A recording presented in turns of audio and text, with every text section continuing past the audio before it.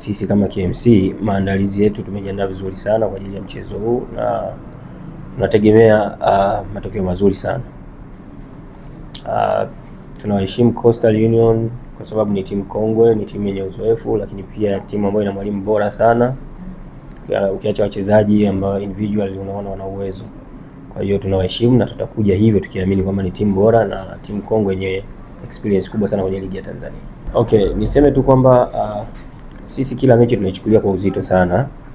Especially mechi kama KMC na Coastal haijawahi kuwa nyepesi kama unavyosema, ni kwamba ni mechi ambayo inakuwa na upinzani sana, especially ukiangalia zile uwiano wa game, yani kwa maana ya uwezo wa hizi timu kama zinafanana hivi, lakini hizi timu pia zinawakilisha mikoa, zinawakilisha Kinondoni, wao wanawakilisha mkoa wa Tanga.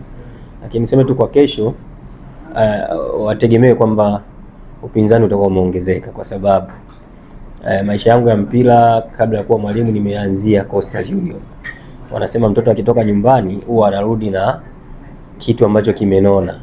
Kwa hiyo leo nataka nionyeshe watu wa Coastal kwamba mimi nikiwa mwalimu nina ubora zaidi ya ule niliokuwa nao kwenye kucheza. Kwa hiyo wategemea upinzani utakuwa mzito sana na mechi itakuwa nzuri.